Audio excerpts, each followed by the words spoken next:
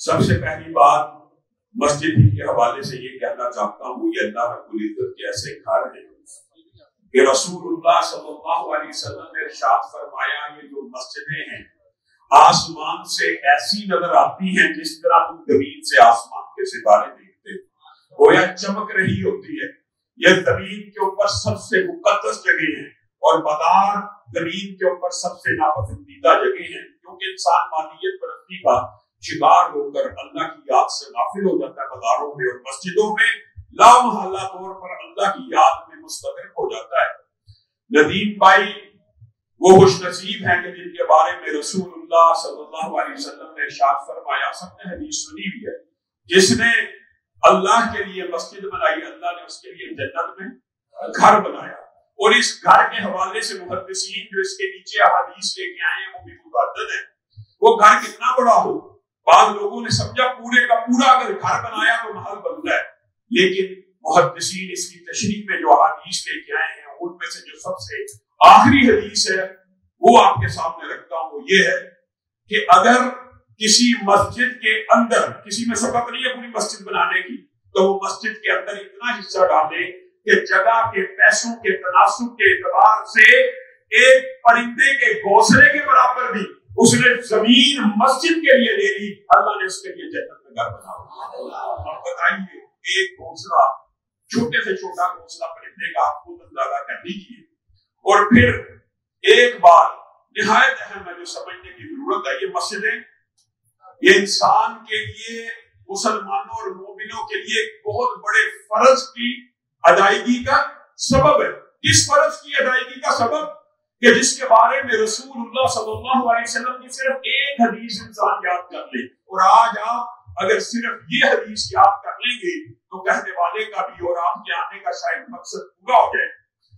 رسول اللہ صلی اللہ علیہ وسلم کا تعلق مسجدوں سے اور بندہ مومن کا تعلق مسجد کے ساتھ کیسے ہے یہ ایک طویل بات ہے، لیکن اللہ کے بندوں با جماعت نماز مومن کے اوپر، مرد کے اوپر اللہ رب العزت نے با جماعت فرض کی ہے، با جماعت فرض کی ہے، اور با جماعت نماز کہاں ادا ہوتی ہے؟ مسجدوں میں ادا ہوتی ہے۔ یہ جو لوگوں کے ذہن میں یہ باتیں ہیں یہ بہت لمبا طویل باب ہے، ڈاکٹر فضل الہی کی اس حوالے سے ایک پوری کتاب ہے کہ مردوں کے اوپر نماز مسجد ہی میں با جماعت فرض ہے، اللہ یہ کہ شرعی عذر و سفر وغیرہ وہ آپ لوگ علماء سے بھی زیادہ شرعی عذروں کا تو آپ کو ہمارے سے بھی زیادہ پتہ ہوتا ہے کیونکہ آپ نے ان عذروں کا استعمال کرنا ہوتا ہے، لیکن حقیقت یہی ہے کہ بندہ مومن کی نماز کہاں پہ ہے؟ مسجد میں، اور کون سی؟ با جماعت ہے۔ اور یہ با جماعت نماز کا ادا کرنا یہ کتنا بڑا اجر و ثواب ہے، اس سے میں اور آپ غافل ہیں۔ ایک حدیث اگر آپ سمجھ لیں، من خرج من بیتہ متطہرا، جو بندہ اپنے گھر سے وضو کر کے نکلتا ہے الی صلاۃ مکتوبۃ، ایک نماز کو ادا کرنے کے لیے، کون سی کو؟ فرض نماز کو ادا کرنے کے لیے نکلتا ہے، جو بندہ اپنے گھر سے وضو کر کے باجماعت نماز جو اس کے پر فرض کی گئی ہے اس کے لیے گھر سے نکلتا ہے، آپ نے اس جملے کے اوپر غور کرنے ہیں، فَأَجْرُهُ كَأَجْرِ الْحَاجِّ الْمُحْرِمِ، اس بندے کا اجر و ثواب ایسا ہے کہ گویا کسی حاجی نے احرام پہنا ہو اور اس احرام میں وہ پورے کا پورا حج ادا کر لے۔ یہاں پر آپ نے رکنا ہے، غور کرنا ہے۔ آپ نے اشراق کے بارے میں حدیث سنی بھی ہے، وہ بھی مسجد کے ساتھ ہاتھ بیٹھے ذکر کیا، سورج نکلا، اس کا اجر و ثواب حج اور عمرے جیسے۔ رسول اللہ صلی اللہ علیہ وسلم نے یہاں پہ یہ کیوں نہیں کہا اس کا اجر و ثواب حج اور حج جیسا ہے؟ تو بات مکمل تھی، لیکن رسول اللہ مجھے اور آپ کو سمجھا رہے ہیں کہ وہ بندہ جس کے بعد استطاعت نہیں ہے، حج کرنا چاہتا ہے، وہ ایک دن میں 5 حج کا ثواب لے سکتا ہے۔ کس عمل کے ساتھ؟ صرف وضو کر کے باجماعت نماز کے لیے نکلے۔ اجر الحاج المحرم سے مراد یہ ہے، محدثین نے تشریح بھی کر دی، کسی کے ذہن میں کوئی شکایت نہ رہے، وہ تشریح یہ ہے کہ حاجی احرام کب پہنتا ہے؟ جب اس کے پاس پیسے اکٹھے ہو چکے ہو، ٹکٹ خرید چکا ہو، سفر کا ارادہ کر چکا ہو۔ یہ ایک طویل داستان ہوتی ہے، ایک حاجی کئی مرتبہ حج کا احرام کب پہنتا ہے؟ جب 10 سال پیسے جمع کر چکا ہوتا ہے. کوئی 1 سال کرتا ہے, کسی کو اللہ تعالیٰ نے نوکری دی ہے وہ فوری پیسے ارینج کرتا ہے, لیکن ٹکٹ خریدتا ہے, جہاز کی فلائٹ ہے, مینا میں جاتا ہے. تو رسول اللہ صلی اللہ علیہ وسلم نے گھر سے وضو کر کے نکلنے کی مثال اس حاجی جیسے دی ہے کہ جو حج کا احرام پہنتا ہے اور تمام کے تمام مناسک ادا کرتا ہے. اس کا جو ثواب کیا ہے وہ ایسے ہو جاتا ہے جیسے آج ہی ماں کے پیٹ سے پیدا ہوا. گویا آپ نے صرف وضو کیا, جس طرح جیسے رسول اللہ صلی اللہ علیہ وسلم نے کیا, اور مسجد کی طرف چل پڑے. کیا اس حدیث میں ایمانداری سے بتلائیے یہ لفظ موجود ہے کہ نماز ادا کی؟ من خرج من بیتہ متطہرا, جو صرف گھر سے نکلتا ہے وضو کر کے باجماعت نماز کو ادا کرنے کے لیے, اس کا اجر و ثواب ایک حاجی جیسا ہے. اور اگر وہ نماز ادا کر لے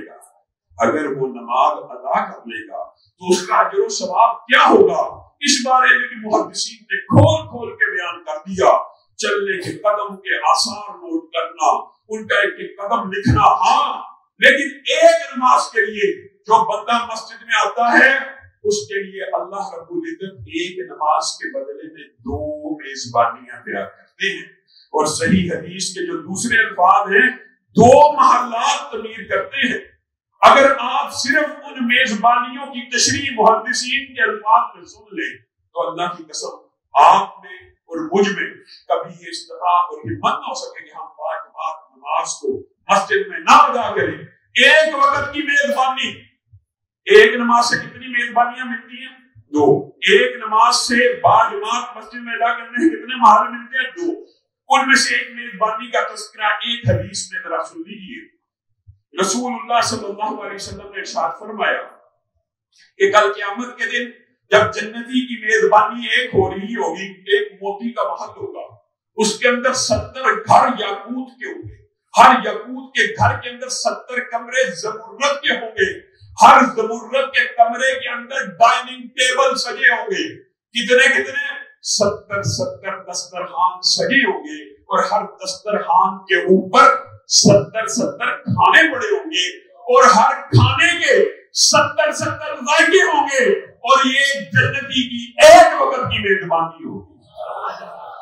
میں اور آپ مناظر ہیں, باجماعت نماز چھوڑ دی جسے میزبانی سے محروم ہو گئے. اور جو محل کا تذکرہ رسول اللہ صلی اللہ علیہ وسلم نے کر دیا, کوئی کسر نہیں چھوڑی. اگرچہ یہ بات بھی درست ہے کہ جنت کی جو نعمتیں ہیں ما لا عین رأت, کسی آنکھ نے دیکھی نہیں ہوگی, ولا اذن سمعت, کسی کان نے سنی نہیں ہوگی, ولا خطر علی قلب بشر, کسی کے دل میں گمان نہ ہوا ہوگا. یہاں پہ رکیے, ما لا عین رأت, حقیقت میں فرشتوں نے بھی جنت دیکھی ہے, رسول اللہ بھی گئے ہیں معراج کی رات میں, اور بہت سے لوگوں نے مخلوقات میں دیکھی ہے, حضرت آدم بھی آئے, لیکن حقیقی جو نعمتیں بھی پنہا اور پوشیدہ ہیں ما لا عین رأت, دنیا کی کسی آنکھ نے دیکھی نہیں, ولا اذن سمعت. اس کی محدثین نے جو ٹرانسلیشن کیا وہ عجیب ہے. عالم قاری رسول اللہ صلی اللہ علیہ وسلم نے بھی آپ کو جنت کی نعمتیں بیان کی ہیں نا, عالم بھی بیان کرتے ہیں, محدث بھی بیان کرتے ہیں, آپ نے سن لی ہے, لیکن جو اصل نعمتیں ہیں ولا اذن سمعت, وہ کسی کان نے سنی تک نہیں. اور یہاں اگر بات ہوتی تو جنت کی وہ نعمتیں انسان کے سامنے آ جاتی, لیکن حدیث کمال ہے, ولا خطر علی قلب بشر, کہ انسان کے وہم و گمان میں بھی نہیں. مثلا آپ کو بھی میں جنت کے تذکرے بیان کروں, نہریں بیان کروں, پہاڑ بیان کروں, آپ کے ذہن میں پہاڑ کہاں کا, سدے کہاں کا, نہر کہاں کا, چشم کہاں کا آ جاتا ہے نا, سوچتا ہے بندہ. ولا خطر علی قلب بشر, انسان تخیلات کو جتنا مرضی دوڑا لے, جنت کی جو حقیقی نعمتیں ہیں وہ کوئی کسی کے گمان میں بھی نہیں آ سکتی, کسی کے وہم و گمان میں بھی نہیں آ سکتی. اور رسول اللہ صلی اللہ علیہ وسلم نے صرف ایک تمثیل کے طور پہ سمجھایا ہے وہ محل جو ایک نماز کے بدلے میں 2 ملتے ہیں. کس کے ساتھ تعلق ہے؟ باجماعت نماز کے ساتھ تعلق ہے, سنتوں کا تعلق بھی ہے, نماز کے ساتھ اور بھی معاملات ہیں. لبنۃ من ذہب ولبنۃ من فضہ, ایک اینٹ سونے کی ہے, एक ईंट चांदी की है, वह मिलातुहा निस्फुल अस्फर, और जो दरमियान में सीमेंट लगता है वो निस्फ का है। अल्लाह रब्बुल इज्जत मुझे और आपको जन्नत के वो महलात और मेजबानियां अता करे। भाई नदीम के लिए खुशखबरी है, ये बुशारतें हैं। एक बंदा खुद नमाज पढ़ता है, एक बंदा 20 बंदों की नमाजों का इंतजाम करता है। बताइए उसका अजर व सवाब क्या होगा, उसका मकाम व मर्तबा क्या होगा। और एक बार जमीयत अहले हदीस पाकिस्तान के हवाले से जैसे चेयरमैन साहब ने आपके सामने जमीयत के मकासद और मंशूर को वाज़ेह तौर के ऊपर रख दिया, एक बात जरूर कहना चाहता हूँ, इस इलाके की इंतजामिया से, इस सोसाइटी की इंतजामिया से और पाकिस्तान भर की इंतजामिया से, जैसे अल्लानी साहब ने आपको बताया 1000 से ज्यादा मसाजिद ऐसी हैं जिनके केसेस हमारे पास पेंडिंग पड़े हैं। कहीं पे जमात नहीं हो रही, कहीं पे जुम्मा नहीं हो रहा, कहीं पे नमाजें नहीं हो रही। ये किसने खुलवानी है? आज इस मस्जिद के अंदर भी मुझे पता चला, अल्लामा साहब ने बताया कि दूसरी मंजिल का आप इफ्तिताह तो कर रहे हैं लेकिन रुकावटें डाल रहे हैं। याद रखिए, इंतजामिया और इदारे नोट करें कि पाकिस्तान के अहले हदीस कोई अक़लियत नहीं है कि जिनकी मस्जिदों को जिसका दिल चाहे रोक ले। अल्लाह के फजल व करम से ना ये मस्जिद रुकेगी, ना उन 1000 मस्जिदों को रोका जा सकता है। इस बात के लिए, इस मिशन के लिए मुझे आप लोगों के साथ की जरूरत है। किसने करना है दिफाए सहाबा? वो हैदराबाद का मलऊन उठा, आपने सोशल मीडिया के ऊपर देख लिया, हजरत उमर के पुतले को जलाया गया है। उस शहीद बाप का बेटा हूं जिसके कौल को अल्लामा यज़दानी साहब ने आपके सामने रखा कि इस वतन के अंदर अगर अबू बकर उमर को गाली दी जाएगी मैं कैसे सोऊंगा। आज उनके बेटे आप भी उनके रूहानी फर्जंद हैं। हजरत उमर के पुतले को जला दिया गया, उनके ऊपर तबर्रा किया गया, उनको पकड़ा जाएगा, उनको छोड़ दिया जाएगा। कौन दिफाए सहाबा करेगा? वतन अजीज के अंदर दिफाए सहाबा की एक खत्मी और आखिरी इनिंग अगर खेलनी है तो जलास और दियामीर के शूरा के फैसले के ऊपर अमल दरामद कराना पड़ेगा। 13 अक्टूबर पूरे पाकिस्तान के अंदर यौम एहतिजाज के तौर पे मनाया जाएगा। आप दिफाए सहाबा के लिए 13 अक्टूबर को अपनी अपनी मसाजिद के बाहर एहतिजाज करने के लिए तैयार है।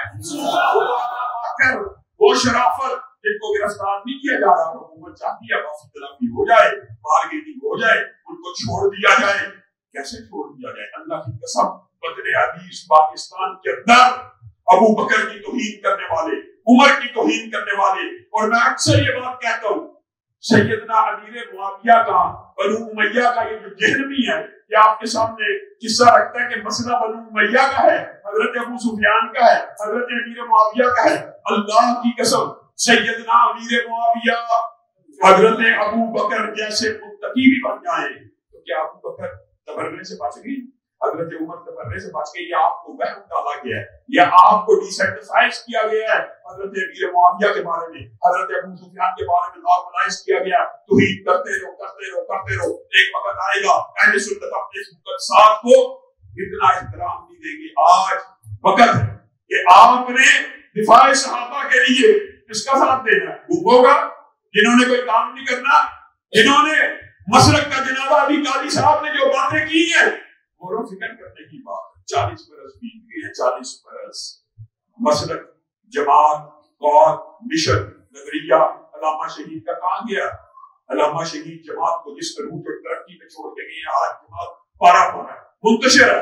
आप लोग अल्हम्दुलिल्लाह गुजरात के वफादार लोग हैं। अल्लामा तारिक महमूद यज़दानी गुजरात वफादारों का शहर है, तारिक यज़दानी का शहर है, सल्फी साहब का शहर है, और काजी अब्दुल कदीर खामोश का शहर है। आपने अपने इन असनाफ की रवायात को लुटाना है। आपने जमीयत अहले हदीस पाकिस्तान का साथ क्यों देना है? मेरे लिए, मेरे नजरिए के लिए, तारिक महमूद यज़दानी के लिए। मैं और तारिक महमूद यज़दानी कभी भी आपको अपनी जात के लिए नहीं बुलाएंगे।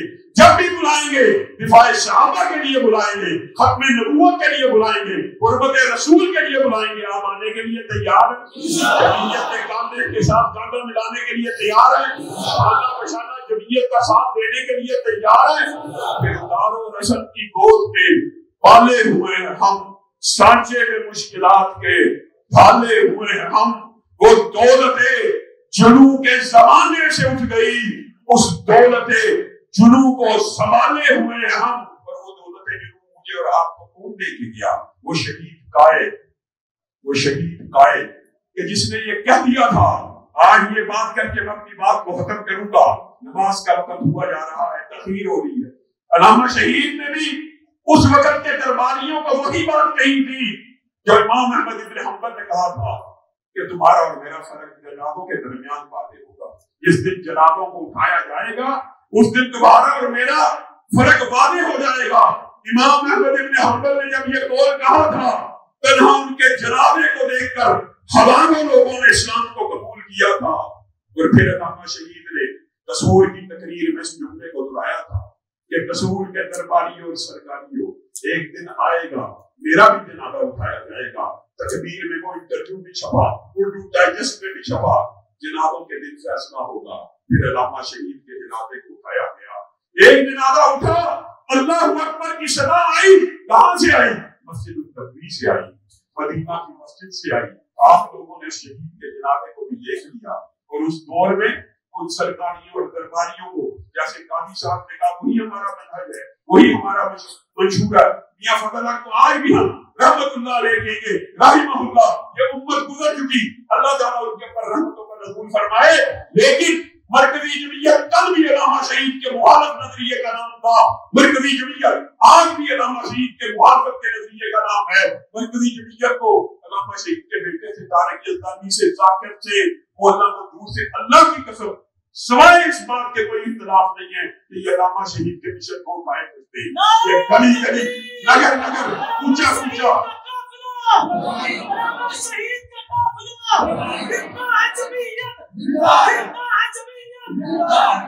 ये गली गली, पूछे पूछे में अल्लामा शहीद के नजरिए को बुलंद करते हैं। जिस तरह अल्लामा शहीद के बारे में काजी साहब ने कह दिया कि मरकजी जमीयत ने अल्लामा शहीद पर पर्चे कटवाए, आज उसी भाग दौड़ में दोबारा मसरूफ है। लेकिन इस तरह की कीचड़ पक्तियों से, इस तरह की धमकियों से, इस तरह के बुहतानों से लोगों की हकीकत आपको बात बयान करके अपनी बात को खत्म करूंगा। जय्यद किबार उलमा का वफद आया, किबार उलमा, उनके नाम चूंकि उन्होंने कहा ना बदलाए, उनके सामने पोस्टें रखी, अल्लाह की कसम उनकी आंखों में आंसू आ गए। ये अल्लामा शहीद के बारे में हरदा सराई कर रहे हैं। और मुझसे किसने लिखा? अल्लामा शहीद के ऊपर इल्जाम किसने लगाए? इस कादी अब्दुल कदीर हबोश को अल्लामा शहीद का कातिल किसने बतलाया? मैं तो 8 साल का बच्चा था, मैंने नवाज शरीफ को कातिल का मैंने नहीं कहा। मैं तो 8 साल का बच्चा था, हमारे तो खानदान में किसी को मुद्दई नहीं बनने दिया गया। अल्लामा शहीद की एफआईआर का किसने बनना था? अल्लामा शहीद के कातिलों को किसने गिरफ्तार करवाना था? और अब बंदा क्या करे, अफसोस बेशुमार सुलहाए गुफ्तगी खौफे फिसाद कल्ब से नागुफ्ता रह गई। ये वो बंदा है जिसने अल्लामा शहीद के लिए मारे खाई, मार रोड की ऊपर लाठियां खाई, यही अल्लामा शहीद का जनाब कातिल है। इसको बचाने के लिए एफआईआर में हेर फेर किया गया। अल्लाह रब्बुल इज्जत हम सब की इस्लाह फरमाए और दीन के इस मरकज को क़यामत की दीवारों तक आबाद फरमाए। कल से इंशाअल्लाह इसके ऊपर वाली मंजिल शुरू हो जाएगी। हम अपने भाई के साथ हैं, साथ देने के लिए तैयार हो। अगर किसी ने रुकावट डाली, उस रुकावट को तोड़ने के लिए तैयार हो, उससे टकराने के लिए तैयार हो।